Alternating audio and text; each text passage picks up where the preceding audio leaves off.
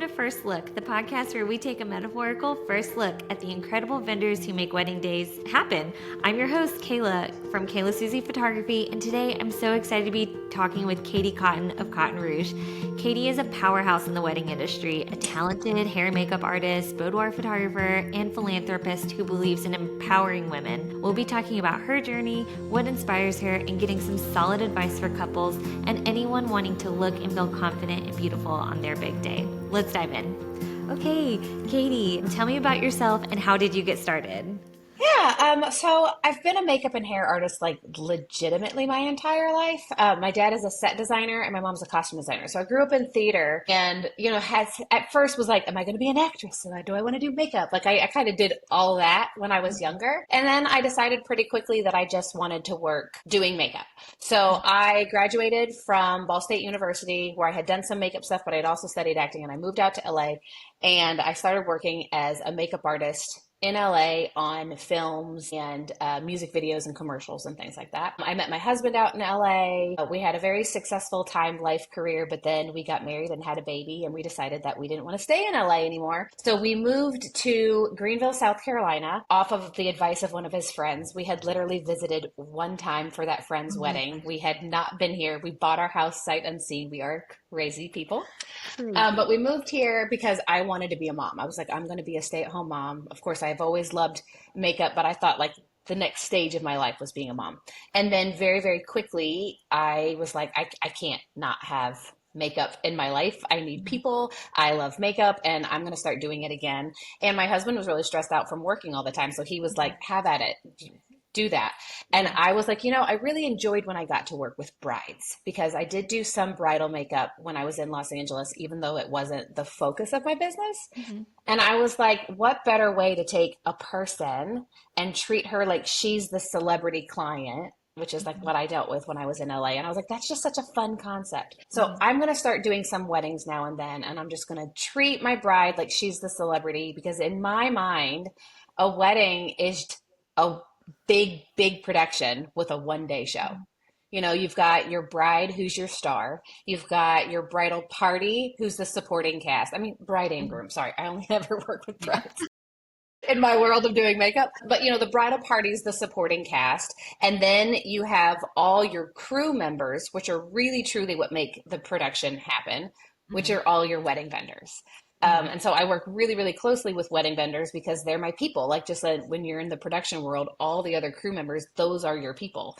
And you always want to make sure that you take care of them, even though you might seem like you're catering to the star, you're really making sure that all the crew members work well together. So that way you have a really great outcome of production. So I was like, you know what, that's just going to be my mindset. That's how I'm going to approach weddings. That's what I know. That's what I've always known. It's what I live for. And I felt really honored to take this one bride and like treat her like she's that celebrity. But like, you also have to keep in mind, like, if something goes wrong on a music video, like, no, we're not just going to go up to Britney Spears and say, excuse me, so we have a little problem with our camera equipment or lighting or whatever the case may be. The crew's all going to talk together and be like, all right, we got to fix this and make sure basically that like everything keeps going. And we're not going to tell the celebrity that what's happening. So that's kind of how like weddings work. So like that was very much my mentality of how I wanted to do things. And I started getting really close with other wedding vendors in town because that's who I wanted to make the connections with, because those are my people. And then as I got busier, I was like, oh, well, some of these bridal parties are really big.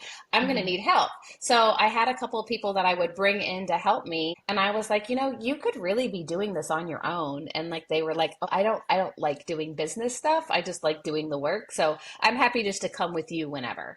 And I was like, well, riddle me this. Would you go on a booking like if I managed it, but like I wasn't there? And they were like, oh, yeah, that's fine. They just didn't want to do like the networking and the emails and the phone calls and the back end. So then I was like, oh, well, that's an opportunity. So I started having a team of artists. I worked with another local company in town, and we kind of worked together to have this team. And then it just worked out better for us to both go having our own businesses where we could use team members if needed. But I started building out the company, which is what built Cotton Rouge and Company. And it has just slowly evolved and grown. And now there's 48 artists on the team in total. And we do over 900 weddings a year. And it's bananas. Absolutely bananas. Well, I will say I don't ever see the same like crew member coming from you ever. There's a It's lot of always us. somebody different.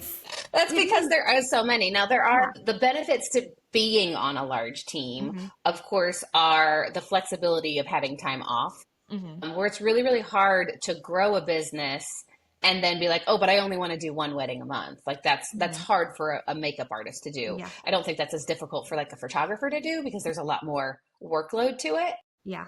And I think brides expect that. But if you're trying to build up your rapport as a makeup artist, you have to be available when the Hmm. bookings are there. Yeah. So having a large team means that the artist can take 2 months off because they need a break, or Hmm. they are going on maternity leave and they get just to come right back in when they come back. Hmm. Or some of them do also work in salons. So they're like, I do need at least one day or one Saturday in a month that I can be at the salon. And some Hmm. say I want to work 2 weekends a month, and some are just one, and some are like, Hmm. give me everything. I want to work all the time. But because we do so many, but because there are so many artists, we are able to accommodate that. So it Hmm. makes it flexible for the artist. It makes the Hmm. artist not burn out, which is Yeah. good. And one of the other really cool things about the company that we're able to do that a lot of other companies just can't is that we always have a set of artists that are on call for every single Hmm. weekend. That would be really hard to do if you were a smaller team. Like Yeah. that would be asking an artist to take a weekend off every single month just to Yeah. in case something happens. And the in case something happens is far less if there's only 2 or 3 weekends or Hmm. weddings on a Saturday because there's Hmm. only 7 artists on a Yeah. team, where because we have such volume and we do so many on a Saturday, like someone can get sick. Hmm. And so we always have a backup plan and have another artist available to fill in if Yeah. anything happens. I know you guys were really instrumental in a few emergency situations this past year with Hurricane Helene. I know you guys stepped Mm-hmm. in when other companies When weren't other teams able couldn't get there. Yeah, couldn't so get we work really there. closely with other companies as well when they're like, hey, we got a problem. Like, we can't get there. We did the same thing during COVID when we had, fellow other companies out there that, I mean, I'm a very big on community over competition. I don't Hmm. like competing with other companies. We all have different offerings and different Hmm. artists, and brides find who they resonate with. And I think that's great. But we have been able to help other companies Hmm. when they were in a bind, which is Yeah. great. Good That for our happened. artists and good for them. Yeah, so people ask me that on wedding days too. They're like, "What happens if you get sick?" And that's why I always have a second shooter on my wedding day. And then I have to reach out to my community, and some might say my competition, but really they're my friends and people that Right. I I'm trust. friends with Yeah. everybody. I don't Yeah. know anybody that I'm not friends with. I'm friends with Yeah. everybody. You are friends with everybody. Everyone I saw you at the Rouge Ball, and everybody's just like, you know everyone, and I know a everyone's lot of so people. comfortable with you, and you make everyone feel so at ease too. So Well, thank you. oh, I do have another question Sure. about your team. Do you do any training? Because on wedding days, I've never seen the same artist twice, but it's so consistent. We do training days. We don't Okay. do like specific like once a month we meet in for this training. Like Hmm. it's nothing like that. When an artist joins the team, they've already got a background Hmm. in makeup and hair before. Like we're not just taking somebody that's like, I've never picked up a makeup brush and teaching them. So they've gone to cosmetology school, they have background in it. But then we go through training just in like what I would say our general aesthetic is, which is a range. We're definitely like enhanced natural soft glam. We do some more elevated high glam looks, but we don't do that heavier high glam Hmm. look is not our norm, which is not to say that there's anything wrong with that style of Hmm. makeup, because there's those that want to wear it and there's those Hmm. that excel at doing it. I would say we fall more in the range of enhanced natural to semi glam or glam, but not like heavy Heavy, glam heavy is not glam. is Yeah. not our general aesthetic. But anyway, so we do training with each other. We meet a lot. We talk up all the products that we like and just try to Hmm. stay very current on trends Hmm. and things like that. Yes, we do training and we are all extremely similar, Hmm. though there are some on the team that do more glam than natural and some that do Okay. more natural than glam. So we're always Yeah. trying to make sure that we pair the right artist to the bride too. Yeah. That makes sense. I was just curious. And because it is, you guys are so consistent. Like I've photographed many brides that your team has done the hair and makeup for, and you would think that it's coming from the same person every time because it is just flawless every time. Well, I appreciate Yeah, that. very. My artists are really great. I really, really think that I have a pretty amazing team. So Yeah, I thank that's them for amazing. that. Yes, thank them. The whole 43, 48. 48. Okay, wow. That does include our assistants too. So like the Okay. girls that we call curl girls. So Uh-huh. they're ones that just come in and curl the hair and prep the hair and help keep things rolling.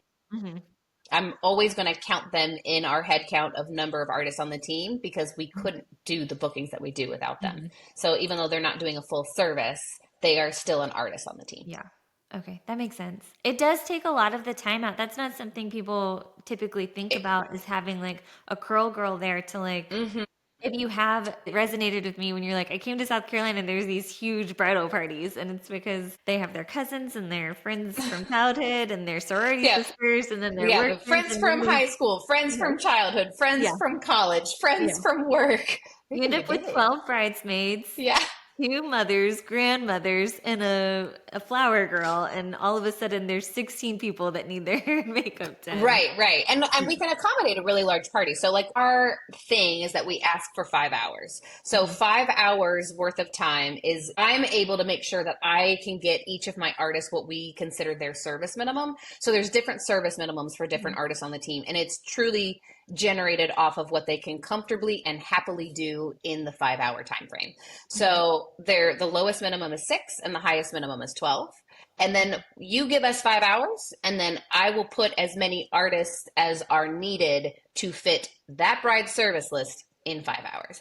And then Okay. when somebody says, like, oh, well, I only have 3 hours to get ready, we're like, that's fine. We can do that, but your price is going to go up. Okay. Because if you want that extra luxury of service of Hmm. not taking as long, then Hmm. each service has to be a little higher to make sure that each artist is still reaching her minimum. So it would mean Hmm. more artists on the booking to make Hmm. sure that they can do it in 3 hours, but I Hmm. still have that higher price point to make sure each artist reaches her minimum Yeah. or his And then minimum. having We those, do have two boys. I say her a lot because they're mostly girls. We yeah. do have two boys. Well, one of the men have been at a wedding of mine, and I Yeah. hadn't, Oh, I, they're great. They're great. I just keep saying girls, and I'm like, oh, to I get don't want them to the, not be included. yeah, but to get the level of service in a shorter time frame, it makes sense that you have people, extra hands that aren't necessarily doing the full hair. Mhm. You have someone there curling and kind of speeding up that process because it could take longer than 20 minutes to curl some people's hair. Sure, yeah. Somehow, I mean, like if I have a curl assistant with me, I can get through 9 people of makeup and hair in 5 hours. I don't usually because I still can reach my minimum and I can have another artist that reaches her Mhm. minimum, but it can definitely shorten up that timeline. And Yeah. sometimes people are like, oh, I don't think assistant will be enough. And I was like, I don't think you understand. Somebody curling the hair for me so that way all I have to do is like beep, beep, beep, beep, beep, and be Mhm. done actually will Yeah. take less time than me Mhm. bringing in an entire other artist Mhm. who normally does a hairstyle in 30 to 40 minutes. Mhm. If one of my girls who can curl fast and she Mhm. can curl it in 15 to 20 and then Yeah. it takes me 5 to put it up Yeah. because all the product and curls are in, Yeah. that's still faster than another artist coming on that has And the lower doing service 40. Yeah. minimum that takes 30 Yeah. to 40 minutes for a That service. makes so much sense. I love getting the insight into the workflow for you guys because it's such a big team, and I've always been a little curious. But we've touched a little bit on what you do and who you serve. Do you want to add Mhm. anything to that? Well, I also do boudoir photography. Hmm. So, boudoir photography, for those that don't know what that is, it's basically like intimate personal photos. Boudoir, of course, means bedroom in French. So, it's like bedroom photos. It doesn't have to be full lingerie, though most of the time that it is. And I really do women at any stage of needing said photos, but I do get a lot of brides. Sometimes there are brides for weddings, and sometimes they're using somebody else for makeup and hair for their wedding, and like that's fine. Like I'm Hmm. never going to push and be like, oh, you're not using us. Like Yeah. it's not that. I'm usually like, oh my god, I love them. Yeah. So like we bring people in, we do the hair and makeup, and then the photo shoot, and then they get these little personal photos that they can give Hmm. to the groom on the wedding day as a gift. So it's really really fun. I'll do any women's portraits, but Hmm. like It's boudoir. I can do headshots and maternity, but like I draw the line. I do not shoot weddings. I do not shoot bridal portraits. I do not shoot any of that because it's a different reason. Like my love for photography stems from the same love for makeup, where I love taking one woman and making her feel absolutely amazing about herself and then giving her this final result. Where like a photographer like loves to tell the story and loves the love story and loves, capturing family. Like there's all these reasons to love wedding photography, but none of that is my why of why I love photography. So I stick very much to like, let me glam you up and then just do a little one-on-one and take your picture. So that's one of the reasons I will photograph boudoir, but I can't give you the level of service that you can. So I would rather pass them on to you and you give them this gorgeous glam hair and makeup and make them feel just amazing. I can't do that on the same level as you. So But it's important to find someone who like that you connect to. So like if you did have somebody who was like, but I just trust you and I don't trust anybody else, then you could always hire us to do makeup and hair for the boudoir shoot. And we would be okay with that too. Yeah, I love that. There's a lot of flexibility in it. It's maybe not necessarily something I would like excel at either.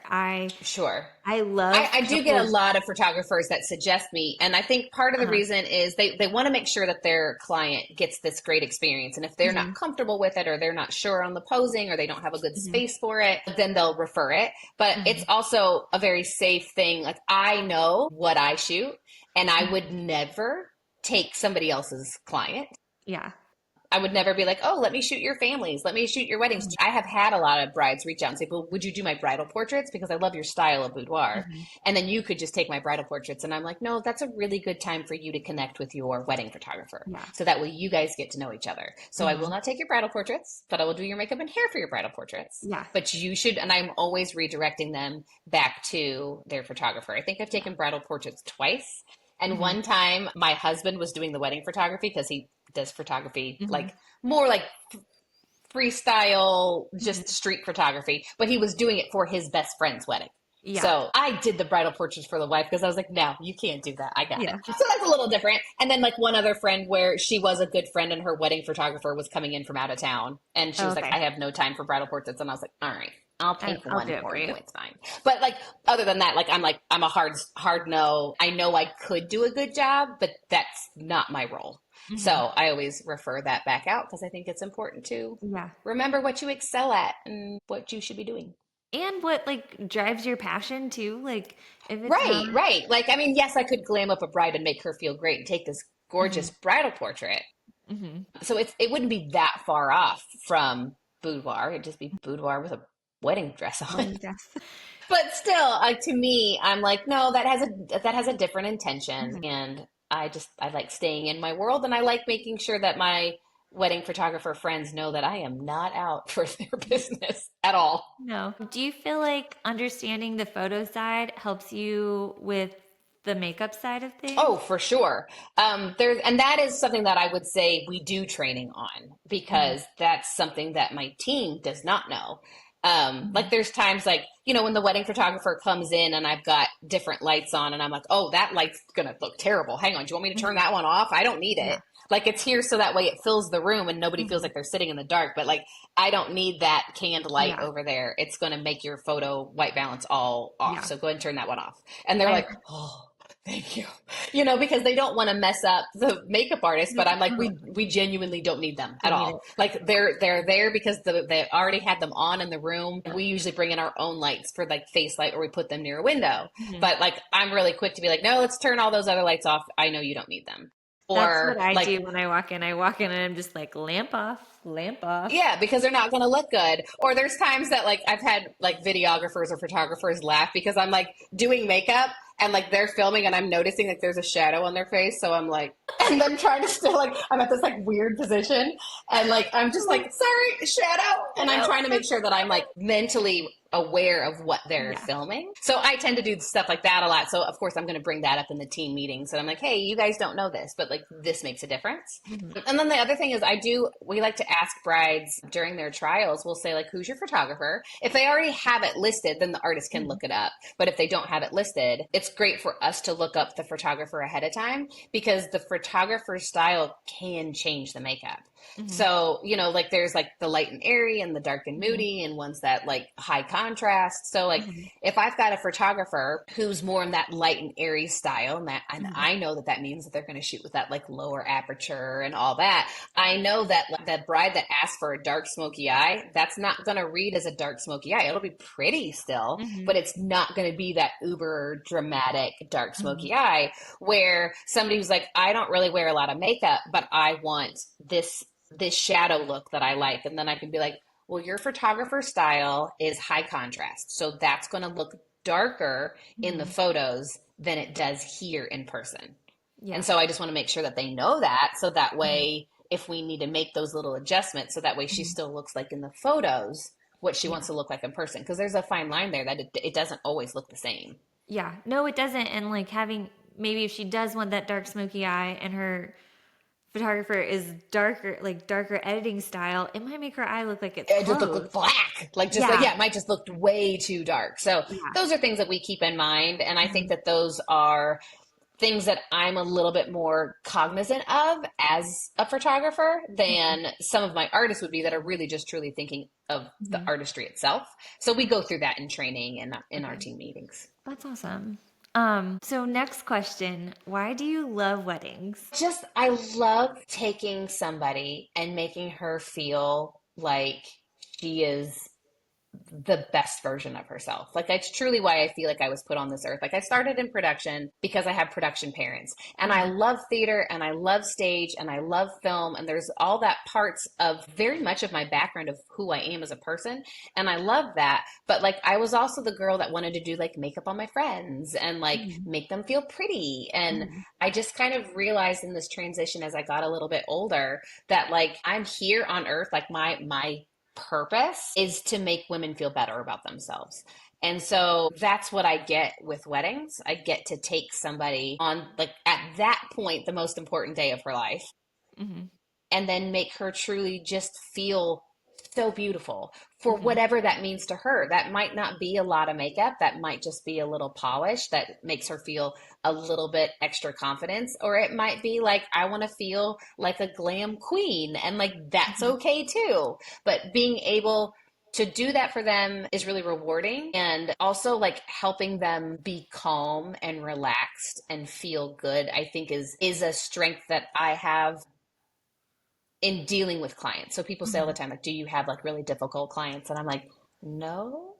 But Mhm. I also, there's plenty of clients that I'm like, oh, she's very stressed right now. Mhm. And because she's stressed, she's going to act out. But the way Mhm. that I react in front of her and Mhm. deal with her anxiety and stress is going to either make it worse or it's actually going to make it better. And Mhm. so I work really hard at making sure that myself and all of my team knows how to work with brides in that kind of situation. Yeah, you'd be really surprised what just like grabbing a bride's hand would do on a wedding day when she's feeling really overwhelmed. She's not Oh, grounded. absolutely. Absolutely. I have like different techniques that I'll teach them. Like you're really stressed. Like put your fingers together, breathe deep, just relax. I had one bride that I was just like, okay, this is going to be really hokey, but just give me your hands. And I Mhm. just like, she gave me her hands and I was like, I want you to release all the energy. Give it to me. You're going to feel it go down from your shoulders to your elbows. Like I literally was like, give it to me. I got it. I can go get rid of it later. Give Yeah. me your energy. And whether she believed that I was really taking it or Mhm. not, she calmed down. Mhm. I've had one time there was like, it was crazy. It was really the bridal party's fault, but my bride was getting so stressed out. Mhm. And so, like, faked a phone call. And then I said, I'm so sorry. I need to talk to the bride for a second just by myself. Can everybody leave? And they were all like, oh my God. And they left. And she's like, what's happening? I was like, nothing. I was just getting them out of the room. And she was like, oh. Thank you. I was like, no, there was no phone call. That was all fake. It was what my brain came up with really fast to get everybody out of the room. Like it was my fault that they had to Your leave. I don't acting know. skills are next I was level. like, I don't know. I don't know what that was. I was just trying to get him out of the room because you seemed really stressed out. And so like there's things like that. It's just dealing with the bride and helping her. And like I was always really interested in psychology before Hmm. in college. You know, that was the other thing that I was like, if I don't go into this, I'm going to go into psychology. Hmm. So I use psychology a lot with my brides, but I just think it's all part of like making them feel good. It's also why I feel like I'm successful as a boudoir photographer because Hmm. I'm making them feel relaxed and calm and in their own space and Hmm. feeling good. It's why I love doing the Rouge Ball because I'm empowering women. We didn't talk about that yet. It's my big charity event that's only for women. But at the Rouge Ball, like I want women to feel accepted and Hmm. together and in their best selves and feeling Hmm. good about themselves. So I truly feel like it's why I'm here. But I feel like with weddings, I get to really take one person on such an important day Hmm. and utilize all my strengths. Hmm. And I never expected to grow this massive team. Like that was never a thought or a plan in my Hmm. head. But I feel really blessed and honored that I'm able to help so many other artists succeed because artists are not business people typically. It's very Hmm. rare that an artist is really also solidly good at business. So that's why when you find those like wedding photographers that are like just so good, like you got to like latch onto it. And there's Hmm. plenty of wedding photographers that have a great skill set, but they don't last in the industry for as long because it's hard, because business is hard. So I feel really honored that I'm able to take so many artists that would not be good at the business and Hmm. give them a great business.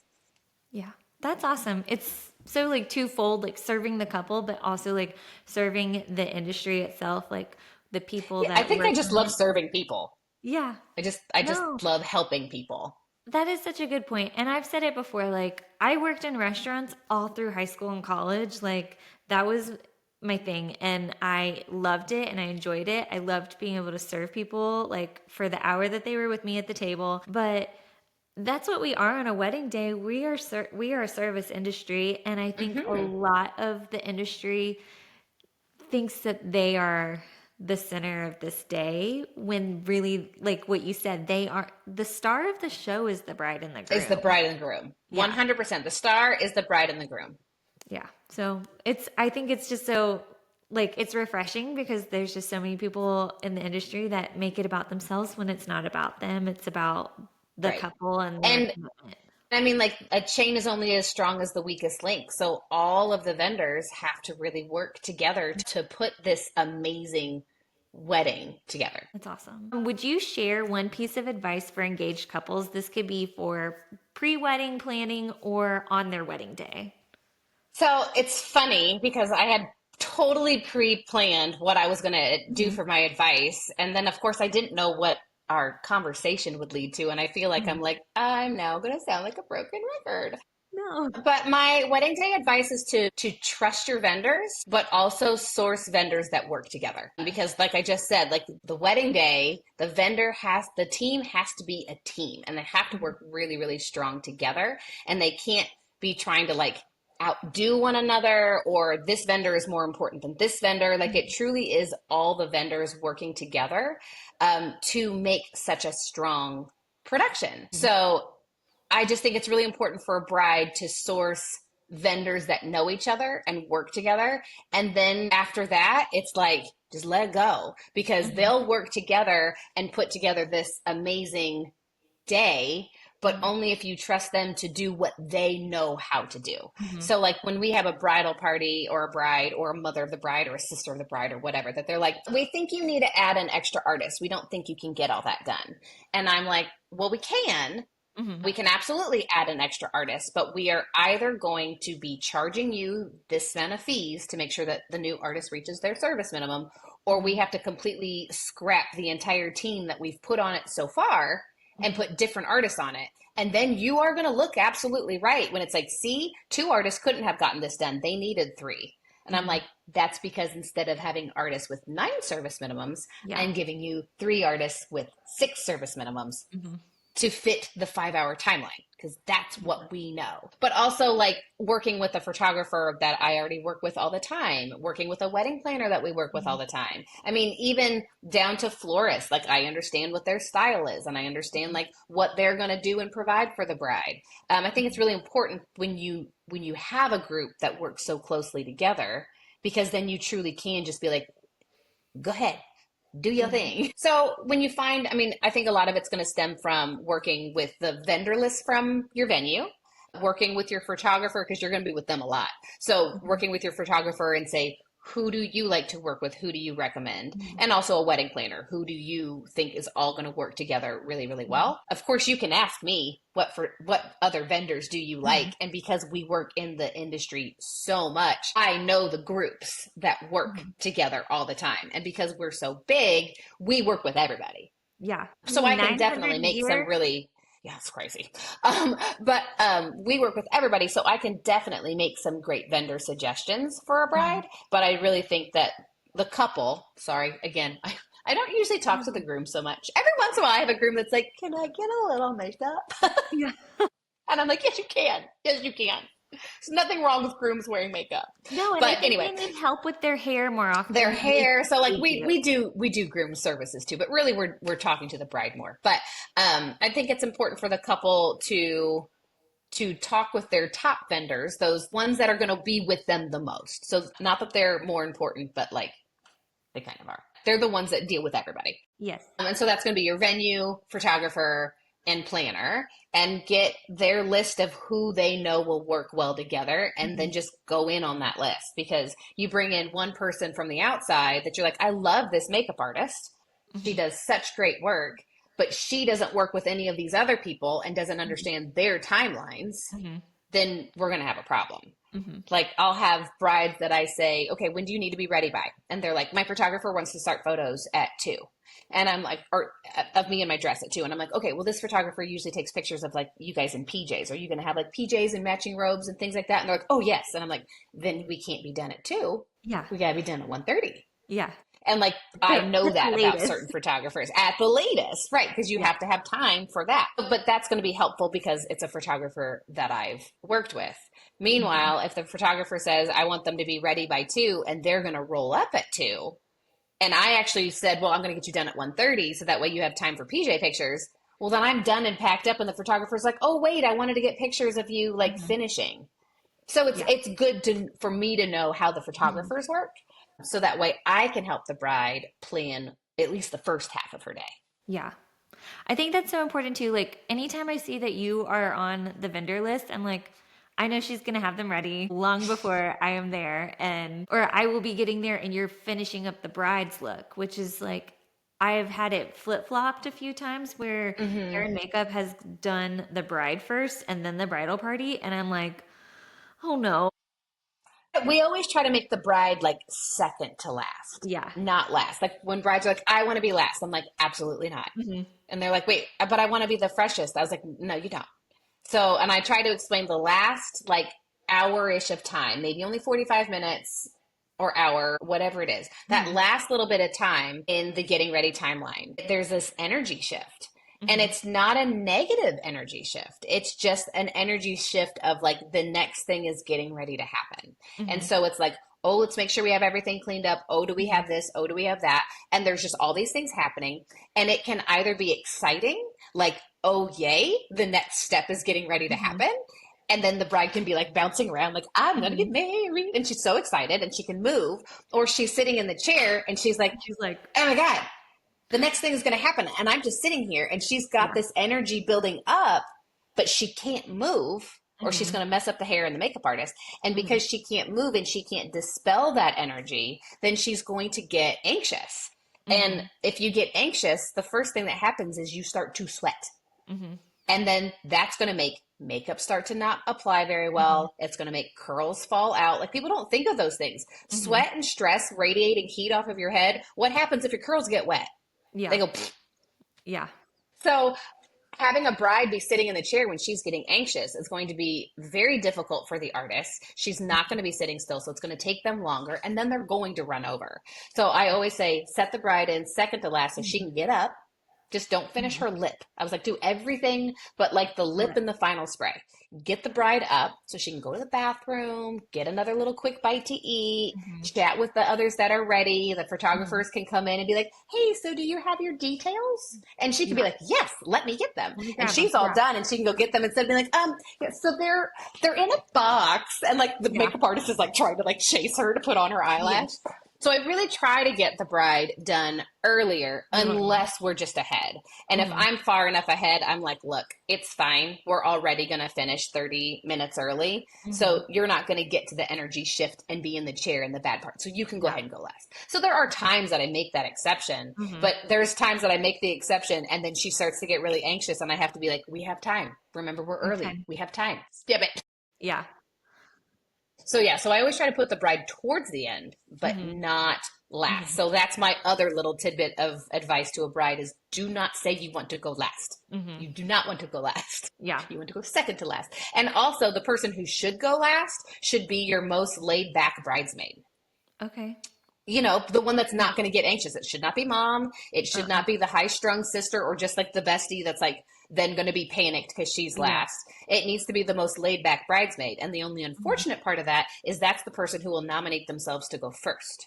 Because Oh when we yeah. get in and we're like, does anybody want to get started? And everybody's like, don't make eye contact. Don't make eye contact because they don't want to get pulled into the chair. The Yeah. one that's the most laid back is like, I'll go, I'll be fine. And I'm like, Yeah. you're literally the one that should be last Should because be you're the one last. that's the most chill. I am usually like when I've been a bridesmaid or like maid of honor, I'm always the first one to get my hair and makeup done. And but then I end up being the person that's like getting detail boxes together and like Right, right. So getting a like dress. So it's good to know what mm, place is best for your yeah. bridesmaids when you're trying to plan your timeline. So I Mhm. always say your most laid back should be last. Mhm. Your most the one that's like most likely to be drinking too much should go first.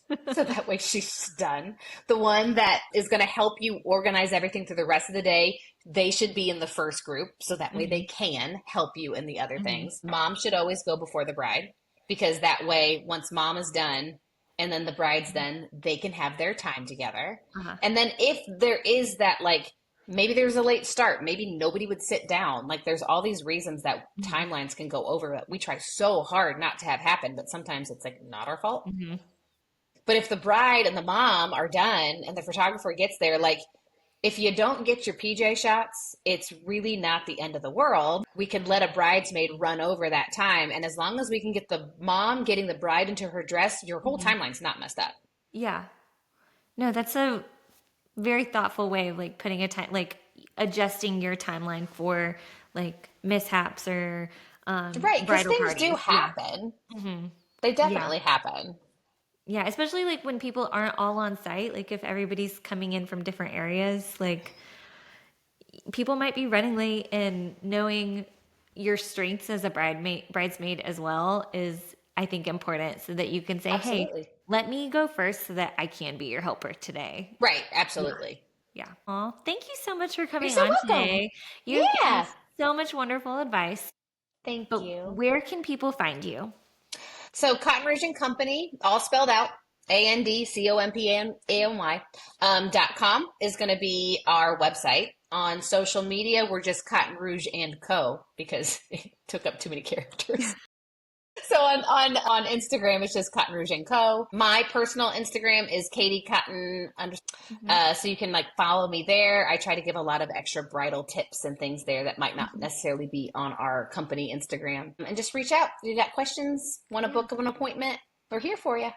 Awesome. And do you have any events this year, or is it we have to wait till next year for the Rouge For Ball? the Rouge Ball again, yeah. So the Rouge Ball is the very last week of February every year. Okay. We chose NITA to be our philanthropy of choice for that event, which is the National Eating Disorder Association, because the event is very much about Mhm. body positivity and loving the body that you're in. Mhm. And we bring a lot of awareness to eating disorders. We have a speaker that talks on it, but we always do the event during NITA's Awareness Week, which Okay. is the last week of February. So we'll always be in the very last week of February until I get to the point where like I live in the Bahamas in February, so I have to do it in May, which is Mental Health Awareness Month. So we could do it Yeah. that way too. But anyway, so it'll be next February. That'll be the next date for the Rouge Ball. I participate in a lot of other philanthropy, charity galas and events. So Mhm. when those pop up, of course, I always post about them. Oh, that's amazing.